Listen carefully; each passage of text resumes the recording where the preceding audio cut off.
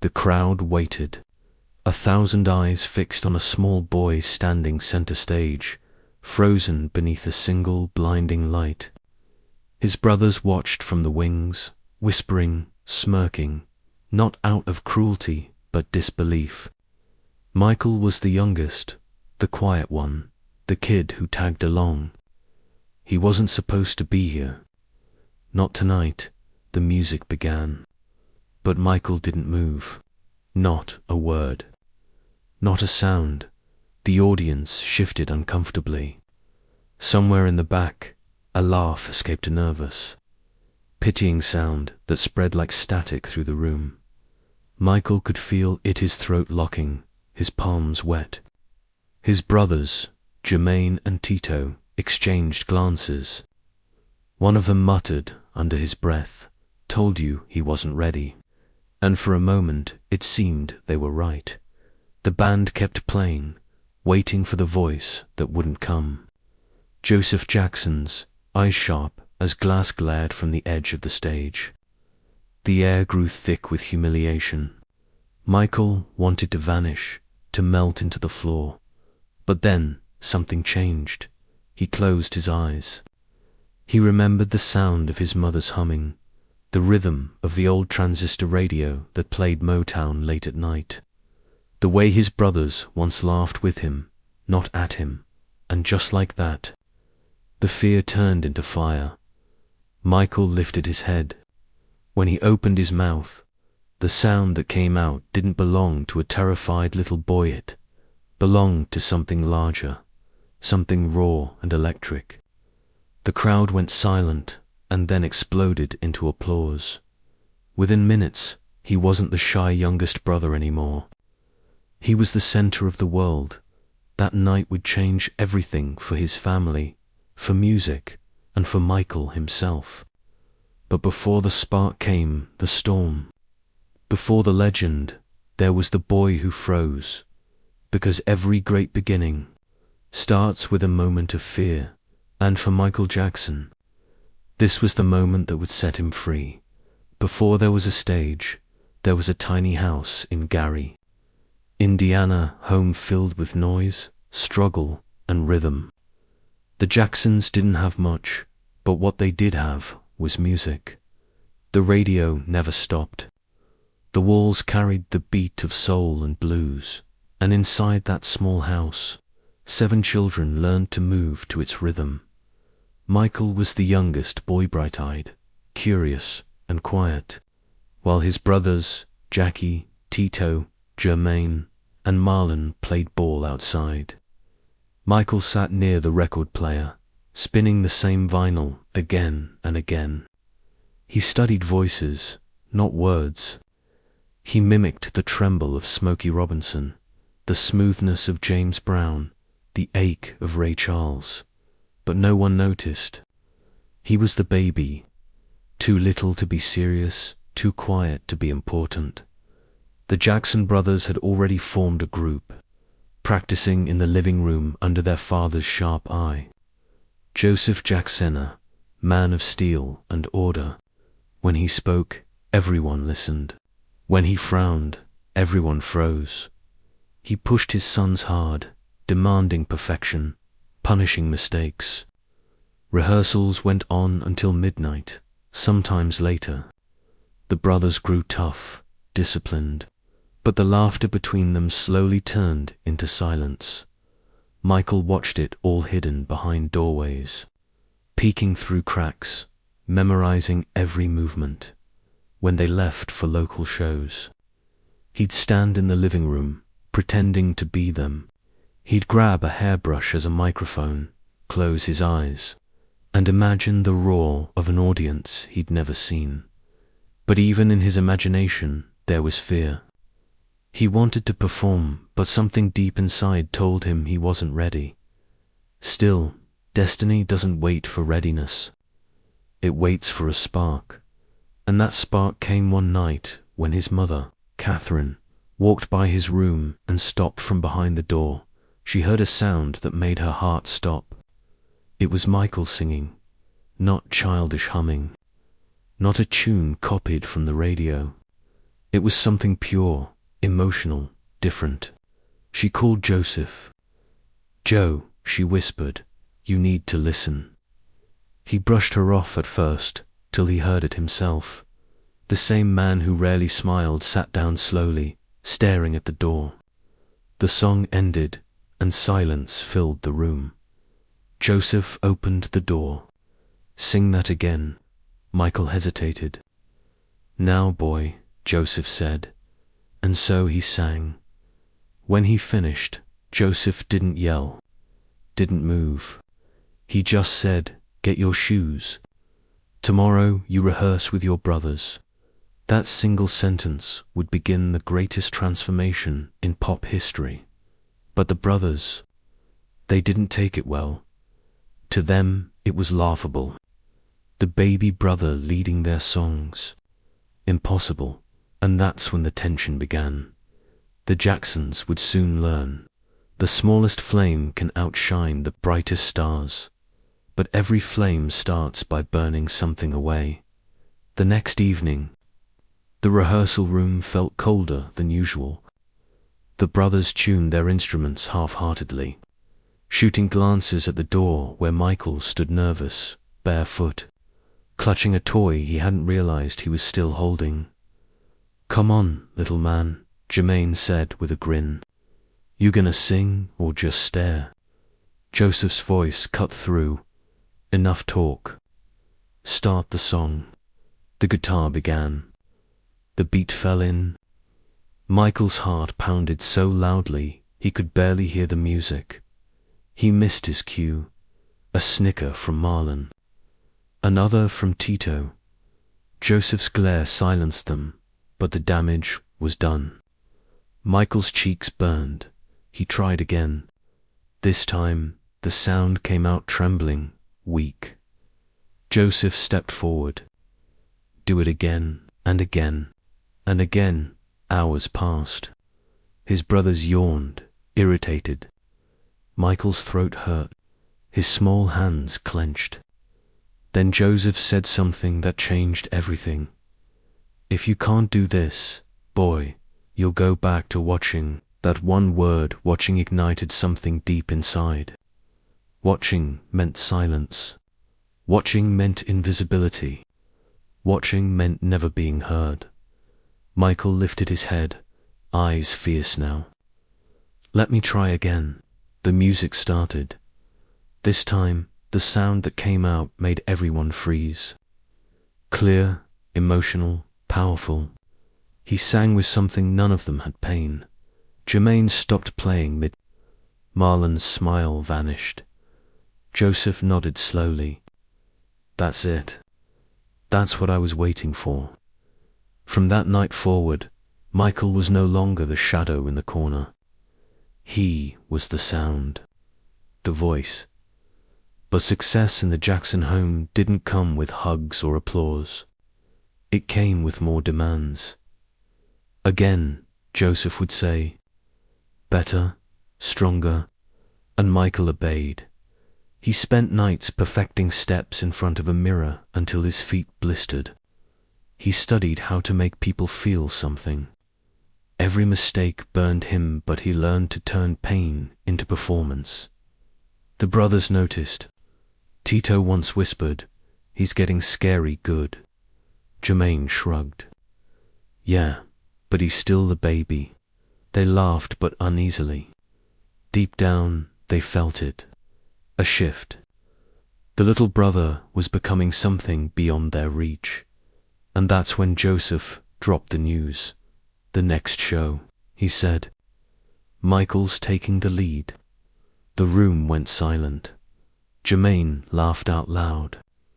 "You can't be serious." Joseph didn't blink.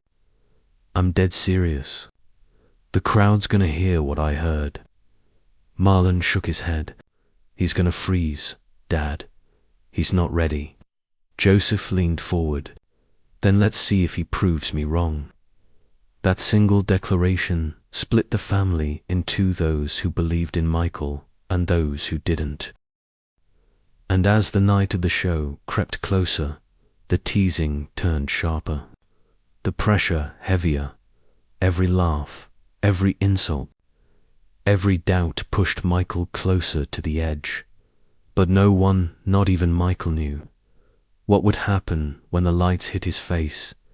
He would walk onto that stage as a trembling boy, and walk off as something the world had never seen before. The next morning, the house in Gary was silent, except for the sound of Joseph's footsteps pacing the living room. He had already decided Michael would take the lead at the upcoming school show. But in a family ruled by pride, that decision didn't sit well. The brothers gathered for practice, their instruments ready but their faces cold. Jermaine, usually confident, seemed irritated. Marlon crossed his arms. Tito strummed aimlessly. Jackie muttered under his breath, "This is going to be a disaster." Michael stood in the center of the room, small and uncertain, clutching the microphone stand like a lifeline. Joseph clapped his hands. "All right. Start from the top." The guitar riff began. The drums kicked in. The brothers looked at each other, then at Michael. He started to sing, and stumbled on the first line. The sound cracked. A chuckle escaped from Jermaine. Marlon joined in. "Come on, Mike," he teased. "You sound like you swallowed a frog." The room erupted in laughter. Even Catherine, watching from the kitchen doorway, winced. But Joseph didn't smile. He slammed his hand against the table.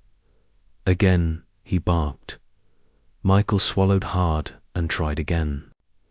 His voice shook, softer this time, almost a whisper. Joseph snapped, louder. "You think the crowd's gonna feel sorry for you? Sing like you mean it." Tears welled in Michael's eyes, but he kept singing. Every mistake brought another harsh correction. Every wrong note drew another glare. Hours turned into days. Rehearsals bled into nights. The laughter from his brothers faded, replaced by frustration they wanted to stop. But Joseph wouldn't allow it. By the end of the week, Michael's voice was raw, his feet blistered from the constant movement. One night, when everyone had gone to bed, he stayed in the living room, facing the cracked mirror his mother used for sewing. He sang softly at first, then louder still. He studied every expression, every note, every breath. When he missed a pitch, he started over. When he hit it right, he repeated it until it burned into memory. Joseph found him there once, hours past midnight. Instead of yelling, he simply watched. "Boy," he said quietly, "why are you still up?" Michael didn't turn around. "Because I don't want to freeze again." Joseph said nothing. He just nodded and left. That night marked a change. The teasing at rehearsals stopped. His brothers noticed the difference, how Michael no longer flinched when they laughed, how his voice grew stronger with every note. One afternoon, during practice, Jermaine suddenly missed a cue. Without hesitation, Michael spun, pointed, and said, "Start again." The room fell silent. Even Joseph raised an eyebrow. No one spoke. No one laughed. The little brother had just taken control. From that day, the balance shifted. Michael wasn't asking for a place anymore. He was claiming it. But behind his quiet confidence, something darker began to grow, a hunger for perfection. Every word, every beat, every gesture had to be flawless. The mirror became both his teacher and his enemy. When he performed perfectly, he smiled. When he didn't, he pushed harder, sometimes until tears streaked his face. Catherine once tried to stop him. "Michael, you'll make yourself sick," she said softly. He just shook his head. "If I'm not perfect, I don't deserve the stage." And in that single sentence lay the seed of what would define him for the rest of his life, an obsession not just to perform, but to transcend. By the time the night of the show approached, even his brothers began to feel uneasy. Tito whispered to Marlon, "He's different now." Marlon frowned. "Yeah, it's like he's not scared anymore." Tito hesitated. "No, he's not scared. But I think we should be." The day of the performance drew near. The posters were up, the neighborhood buzzing. Everyone expected another Jackson Brothers routine. No one was ready for what was coming, not even Michael, because on that stage, something inside him was about to ignite him. Once it did, there would be no turning back. The night was heavy with excitement. The small auditorium buzzed with laughter and chatter as families found their seats. The stage lights glowed warm against the old red curtains. Backstage, the Jackson Brothers stood in a nervous huddle, adjusting their outfits, tuning guitars, pretending not to care, but everyone's eyes kept drifting to the same person, Michael.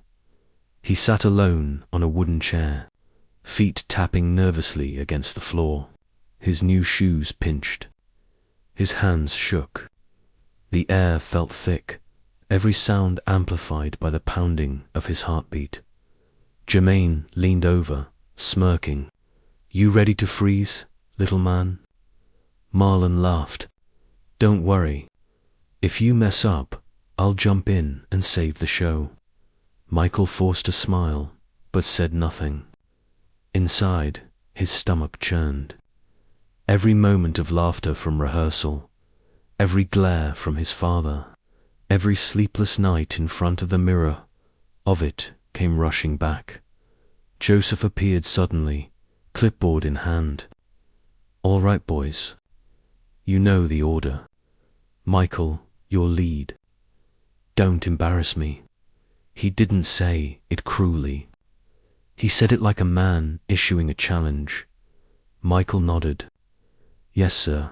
The crowd roared as the announcer introduced the Jackson Brothers. The lights dimmed. The curtain began to rise. Michael felt his throat tighten. His legs felt like they didn't belong to him. He whispered a prayer under his breath. The band started. The rhythm hit like thunder. His brothers began their moves automatically. Michael stepped forward into the light and froze. The laughter from the audience began quietly, an uneasy ripple at first, then louder. Someone in the front whispered, "Poor kid." Jermaine shot him a sideways glance, smirking just slightly. For a heartbeat, Michael thought about running off stage. Then he heard something faint, his mother's voice in his memory. "You were born for this." He closed his eyes. In that darkness, something awakened. All the fear, the teasing, the exhaustion, it all turned into a kind of fire that burned. Through his veins, he opened his mouth and sang. The sound wasn't what anyone expected. It was powerful, sharp, emotionally an echo of something ancient and soulful, bursting from a child's heart. The laughter stopped instantly. Every eye locked on him. Every sound in the room disappeared except for that voice. He moved, not planned, not rehearsed, but instinctive. His body found the rhythm on its own. The audience erupted in applause halfway through the first verse. His brothers froze, mid-step, watching in disbelief. Jermaine whispered, "What is happening?" Michael hit the chorus with everything inside him.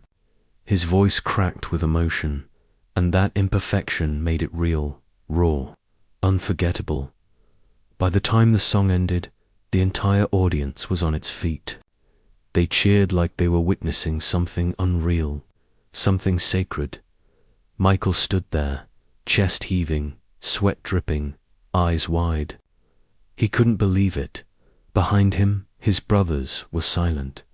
Joseph watched from the wings, arms crossed, but even he couldn't hide the pride in his eyes. The applause went on and on, long after the music stopped. For the first time, Michael didn't feel small. He didn't feel like the little brother. He felt something else, something he couldn't explain yet. Powered Dot, when they walked off stage, no one said a word. The energy was strange, electric. In the dressing room, Jermaine finally spoke. "Where did that come from?" Michael shrugged, still catching his breath. "I don't know. I just didn't want to be afraid anymore." Catherine appeared, tears in her eyes. She pulled him into a hug. "You didn't sing tonight, baby. You became the music." Michael looked at her, confused but smiling. "Does that mean I did good?" She laughed softly. "You did more than good. You found yourself." But not everyone was celebrating. Behind the smiles, a quiet storm was forming. His brothers saw what the crowd had seen. The spotlight had found a new center. And once it found Michael, it never let go.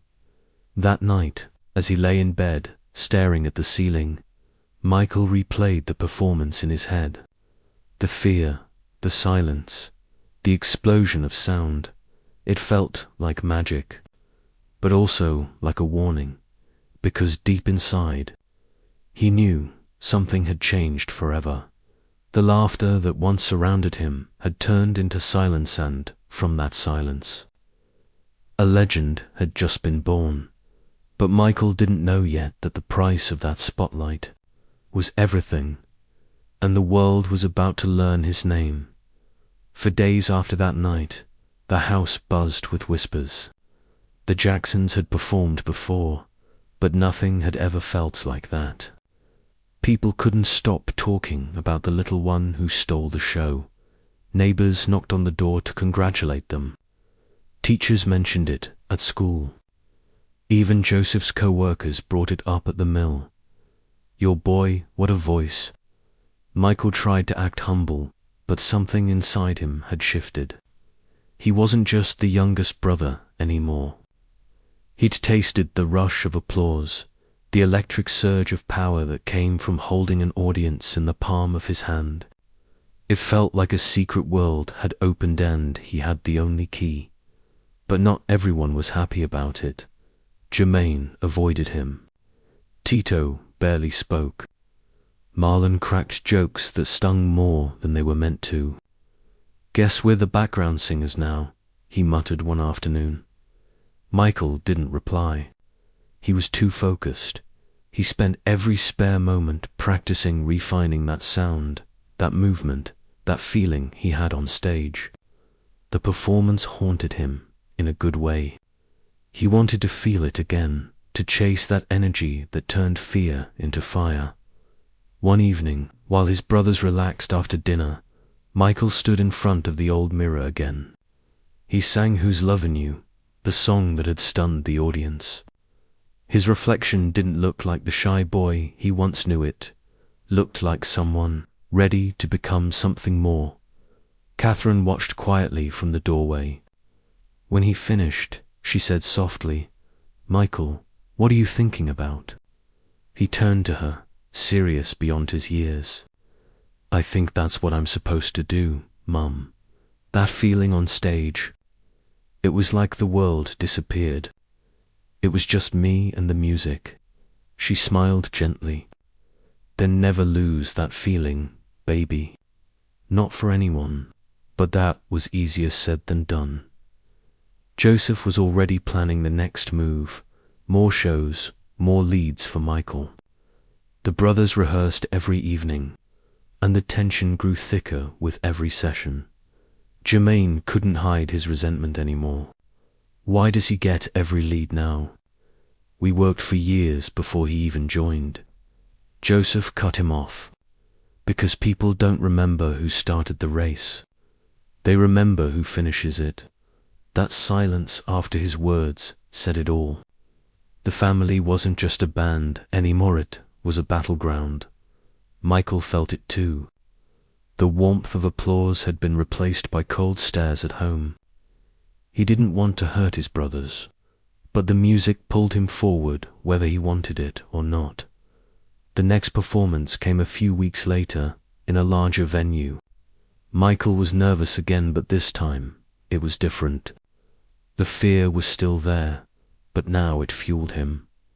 When the lights hit, he didn't freeze. He moved like he was born to be there. Every note soared, every gesture flowed naturally. He wasn't performing anymore, he was transforming. The audience roared, louder than before. The sound washed over him like a wave. In that moment, Michael realized something profound. Fear hadn't left him, it had evolved. He had learned to turn it into rhythm, into energy, into magic. After the show, the family gathered backstage. Joseph was beaming. "That," he said, pointing at Michael, "is how a star is born." Jermaine rolled his eyes. "A star? He's just a kid." Joseph didn't even look at him. "He's the reason people stood up. Don't forget that." Jermaine walked away, fists clenched. Marlon followed silently. Catherine placed her hand on Michael's shoulder. "You did beautifully. But remember, your gift is light. Don't let it turn into a burden." Michael nodded, but inside he already felt it, the weight of expectations. The silent wall forming between him and the people he loved most. Still, he couldn't stop. He didn't want to stop. Something deep inside whispered, "This is who you are now." And though he didn't know it yet, that night didn't just make him a star on stage. It made him a prisoner of perfection off it. Because once he discovered that the crowd's love could erase his fear, he'd spend the rest of his life chasing that feeling. And every time he found it, it came at a greater cost. When the curtain fell and the noise faded, silence followed him home. The Jackson house, once loud with laughter and practice, felt different now. Michael noticed it in the little things, the way his brothers avoided eye contact, the way conversations stopped when he walked into the room, the uneasy mix of pride and distance. He should have been happy. He was happy, but something inside felt off. That night, as everyone went to bed, Michael couldn't sleep. The echo of the crowd still pulsed in his ears, their cheers, their energy. It felt almost unreal. But beneath that thrill, another sound haunted him. The laughter from before it all began. The moment his brothers had doubted him, he lay awake wondering, why did they laugh? Were they scared too? Or just jealous? The next morning, breakfast was quiet. Joseph read the paper, Catherine cooked, and the boys barely spoke. Then Joseph lowered the newspaper and said, "We've got another gig. Bigger crowd this time." Jermaine sighed. "Are we switching leads for this one?" Joseph's answer was short. "No, Michael stays lead." The air turned heavy. Jermaine pushed his plate away. "So that's it. We're just backup now." Joseph glared. "You're a family. You support the one who makes the audience stand. But we all worked for this," Tito said, his voice tight. "And now it's paying off," Joseph snapped. "Don't ruin it because you're jealous of your brother." The word jealous burned through the table like fire. Michael wanted to disappear. Later that day, Catherine found him sitting outside, head down. "Don't let this pull you apart," she said gently. He shook his head. "I didn't mean to take their place." "You didn't," she said softly. "You found yours." But no matter how she comforted him, the divide only deepened. The next rehearsals were colder. The brothers played their parts, but the joy was gone. They weren't performing together anymore, they were performing around Michael.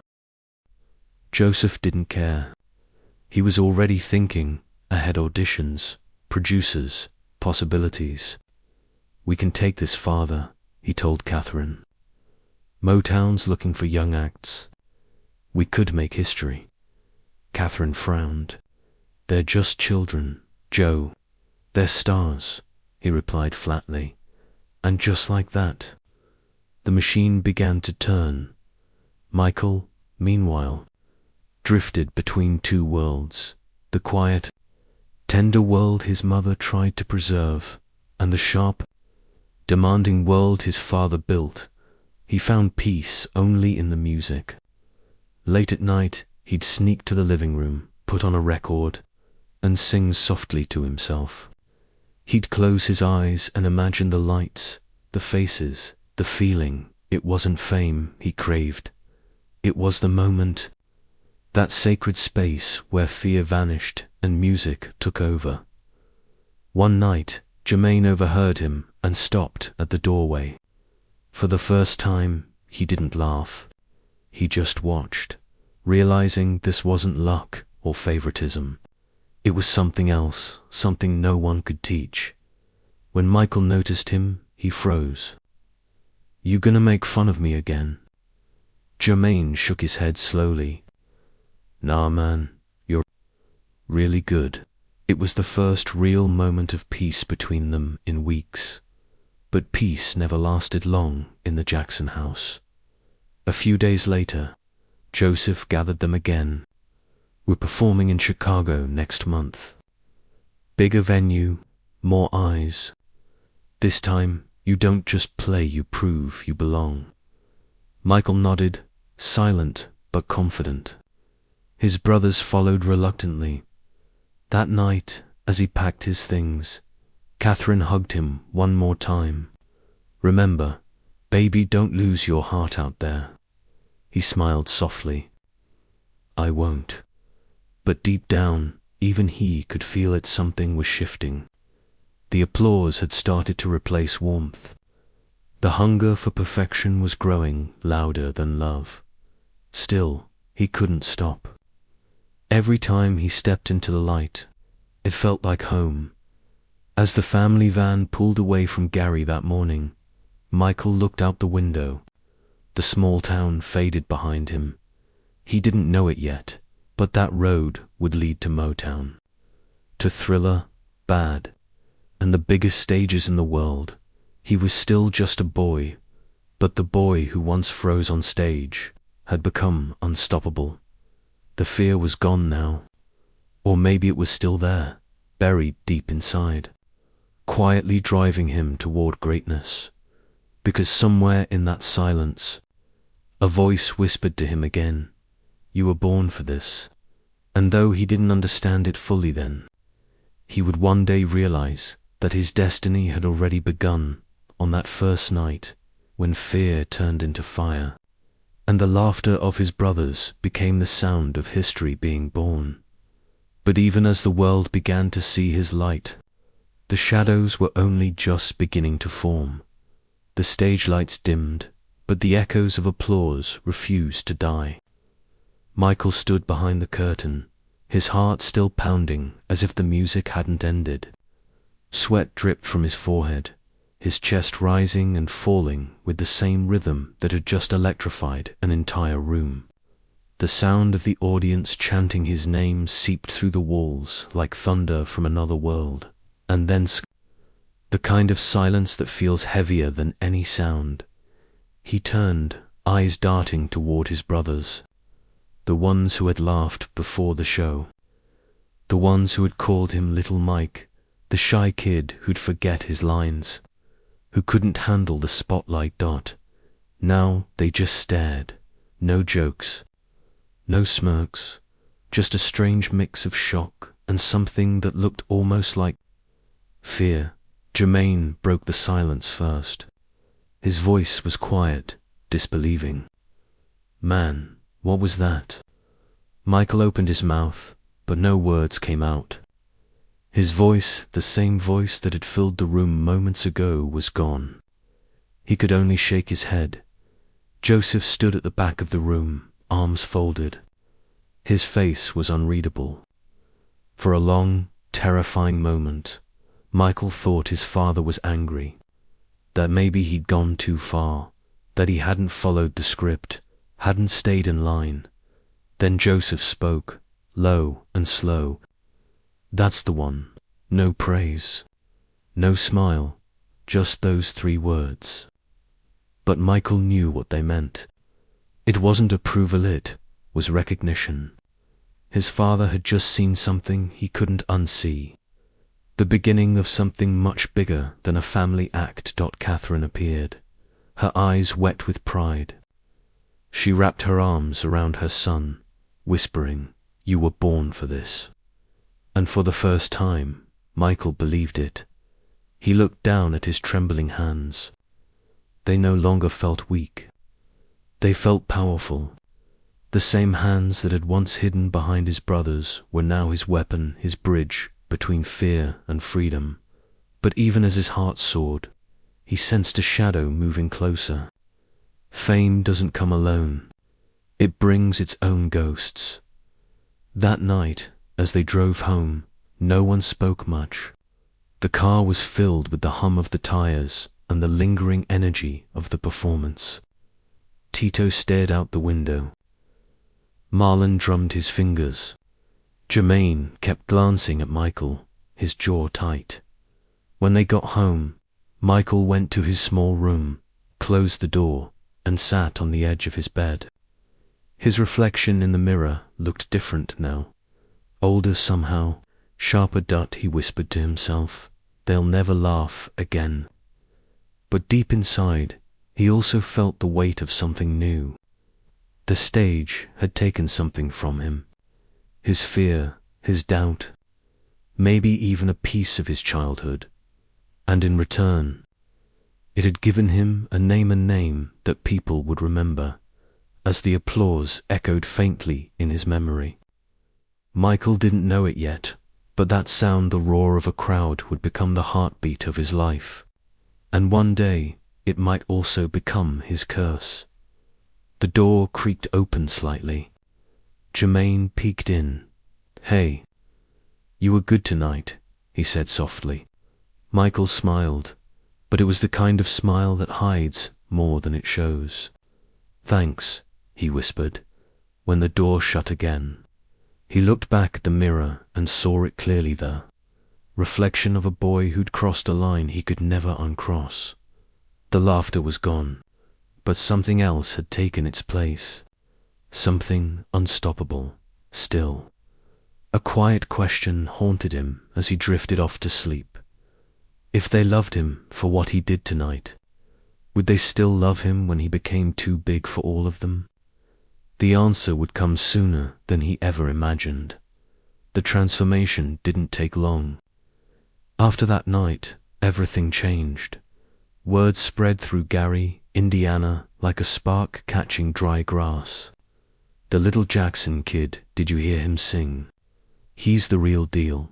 Forget the group, the magic's in that boy." Show after show, Michael became the center of attention. He didn't ask for it. It just happened. The audience leaned forward when he sang, and the applause hit different when he finished. When he moved, it was like the air itself shifted. At first, his brothers were proud. They smiled when the crowd cheered. They teased him affectionately after shows. But pride has a short life when it lives beside envy. Soon the spotlight began to burn. After one performance, Jermaine tossed his jacket down backstage. "Guess we're just background now," he muttered. Jackie tried to laugh it off, but his eyes said he felt it too. Michael heard every word. Joseph, on the other hand, only fed the flame. He'd point to Michael during rehearsals and bark, "That's how it's done. The rest of you need to catch up." It was meant to motivate, but it only divided. Michael felt the tension rising, the unspoken war between brothers. At home, dinner became quieter. Practice became colder. And the laughter, the one thing that had always filled their little house, started fading away. He tried to ignore it. tried to focus on the music. But when you're the one standing in the center, every side of the circle feels distant. He'd lie awake at night, wondering if the applause was worth what it was costing. Because now, every cheer felt like a reminder of how far apart they'd grown. Then came the moment that changed everything. A scout from Motown Records had heard about the Jackson brothers. But when he saw them live, he whispered to his colleague, "Watch the little one." Suddenly, the record label wanted them. But really, they wanted him. At the next rehearsal, Joseph slammed his hand on the piano. "All right, listen up. They want us in Detroit. But you," he pointed at Michael, "you lead. You give them what they came to see." The brothers nodded, but their expressions were blank. They understood. This was no longer a group of equals, it was Michael's show now, and Michael hated it. He wanted to be part of them, not above them. But no matter how much he tried to share the light, it always found its way back to him. The Motown trip felt like a dream. Berry Gordy, the legendary founder, watched as the boys performed. He smiled, polite and professional. But when Michael sang, his smile froze. His eyes narrowed, as if he'd just seen the future. When the audition ended, Gordy clapped slowly. He turned to his assistant. "Sign them, but especially him." That night, as the brothers celebrated, Michael sat quietly, staring out the hotel window. The city lights shimmered like 1,000 little stars, but none of them felt close. The world was opening its arms. But the arms that mattered most, the ones that used to protect him, were folding tighter across their chests. He was no longer Little Mike. He was becoming Michael Jackson, and that name so new, so powerful, was already starting to pull him away from everything familiar. Back home, Joseph doubled down. Rehearsals became brutal. Hours of dancing, harmonizing, precision drills. "You're the face now," Joseph said. "Don't mess it up." Michael nodded, exhausted. But inside, he wondered what face he was supposed to wear, the boy or the star. As weeks turned to months, the line between the two began to blur. The Jackson 5 were climbing toward fame, but the family bond that built them was cracking under the pressure. Michael started to feel like a planet, with its own orbit spinning faster, brighter, but further away. And yet, every time he stepped on stage, he felt alive again. The loneliness disappeared. The crowd became his family. Their cheers filled the silence that followed him home. But every high note came with a cost. And deep down, he began to realize that the same force that had freed him from fear might one day trap him in fame. He looked at his brothers one night before a show. They stood in a line, waiting for the curtain to rise. Their faces were calm, but their eyes were distant. He whispered softly, "We're still a family, right?" No one answered. The curtain lifted, and the lights hit his face again. The crowd roared. Michael smiled the same shy, grateful smile from his first solo night. But this time, he knew something he hadn't known before. Every spotlight has a shadow. And sometimes, the shadow follows you home. What Michael didn't know yet was that this shadow was only getting started, and soon it would reach farther than he could ever imagine. Fame doesn't come with a warning. One day you're just another name on the list, then suddenly, you are the list. The Jackson 5's big break came faster than any of them could process. One moment they were performing in school auditoriums and local theaters, and the next, they were standing inside the hallowed halls of Motown Records, surrounded by legends, producers, and musicians who had shaped the sound of America. Michael could barely reach the microphone stand. But when he opened his mouth to sing, the room fell silent. The Motown executives exchanged glances, eyebrows raised. They had seen talent before, but this was different. Berry Gordy leaned forward and whispered to his team, "That kid isn't just singing. He's feeling it." Within weeks, they were signed. The Jackson 5 became official. And in the studio, Michael Jackson, the little boy who once froze on stage, was about to record the song that would change everything. I Want You Back. It started as another rehearsal. The brothers lined up, voices layered, harmonies tight. But when it came to Michael's lead, everything else faded. The energy in his tone, playful, pleading, alive, captured something nobody could explain. The first playback sent chills through the room.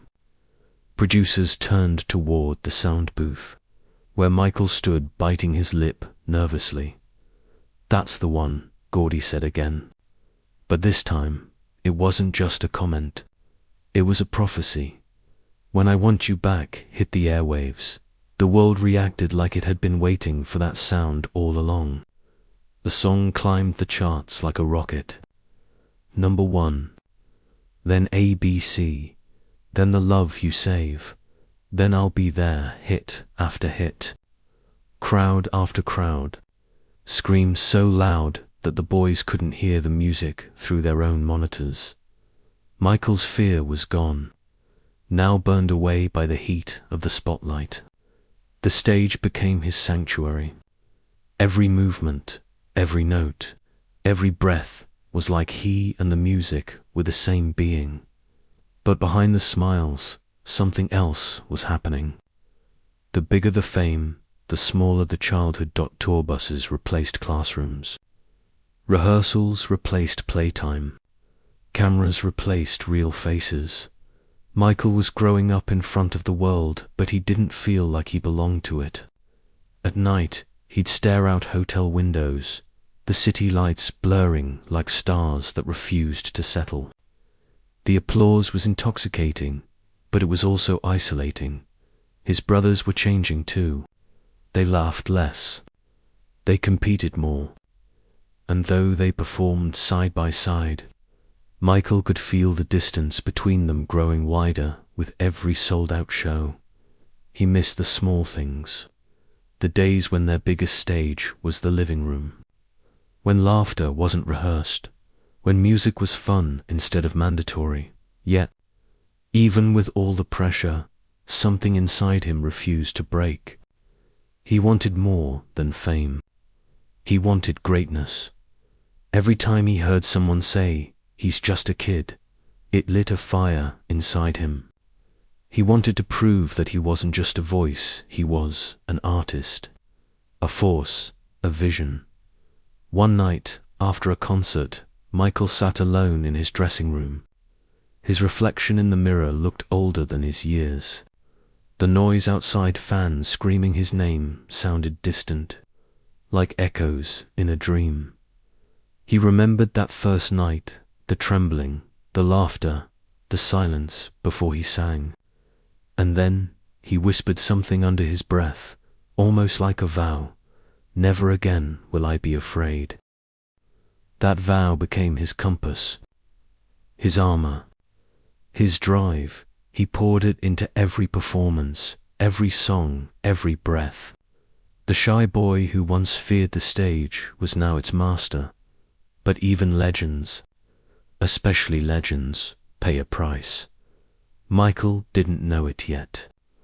But this rise, the fame, the glory, the perfection, wasn't just a beginning. It was also the seed of something darker. Because when the world builds you up to be untouchable, it also waits for the moment you fall. Still, in that moment, on that stage, under those endless lights, there was no darkness, only brilliance. Michael Jackson, the child who froze in fear, had become a phenomenon that the world would never forget.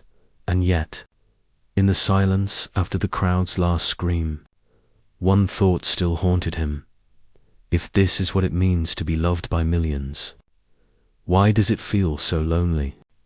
The next chapter would answer that question with a price no applause could ever repay. Years later, Michael would still remember that first solo night, not as the start of his fame, but as the birth of his courage. He'd say in interviews, "I was scared out of my mind. But once I started singing, it was like I became someone else. That someone else never went away." He became the man the world couldn't look away from, the voice that transcended race, genre, and time itself. But that transformation came from something simple, something human. Feared it wasn't talent alone that made Michael Jackson who he was. It was the way he turned fear into fuel. Every time his heart raced, every time he doubted himself, he turned it into rhythm, melody, and motion. The boy who once froze under the lights had learned how to burn in them. That night, back in Gary, when his brothers laughed, they couldn't see what was happening inside him. They saw fear, but what they didn't realize was that fear was only the spark. Every legend begins with a spark. From I Want You Back to Billie Jean, from the Motown stage to the Super Bowl, that spark never went out. It grew, it spread, it consumed. Michael didn't just sing, he set the stage on fire. Every note carried the echo of that first night.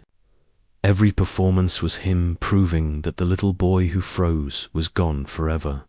But in his quiet moments, when the crowds were gone and the spotlight dimmed, Michael still felt that boy inside him, trembling, small, unsure, because the truth was, that boy never really left. He just learned how to hide behind the rhythm. He once said, "When I'm on stage, I'm the happiest I can be. But off it, I feel alone." That loneliness began in the same moment as his greatness. They were born together, twins of destiny. Still, Michael never let the pain stop him. He took that pain and shaped it into art. He took rejection and turned it into rhythm. He took laughter and turned it into applause. And in doing so, he gave the world something it had never seen before. Not just music, but magic. The boy who trembled became the man whom the laughter that once stung became the roar of millions. The fear that once silenced him became the sound that defined a generation. It's almost poetic how the very thing that broke him once became the thing that built his legend. They laughed when he froze. They stood when he rose. And when he soared, the world followed. Michael Jackson's story isn't just about fame or talent or even destiny. It's about the moment every person faces, that choice between freezing in fear or stepping forward into the unknown. He chose to step forward. That's why we still talk about him, decades later. Because Michael Jackson didn't just perform, he transformed. He took the pain of a terrified child and turned it into power that could move the planet. And maybe that's what greatness truly is. Not perfection, not fame, but the courage to face your fear and sing anyway. So when you remember Michael, remember this: before the glove, before the moonwalk, before the legend, there was just a boy who stood on a stage, shaking, with his brothers laughing in the dark, and when he finally opened his mouth to sing, the world changed, because sometimes all it takes is one moment of bravery to rewrite history. One performance, one note, one heartbeat, and that's how the boy became fire. The same fire that still burns today in every song, every rhythm, every soul that dares to step into the light and shine.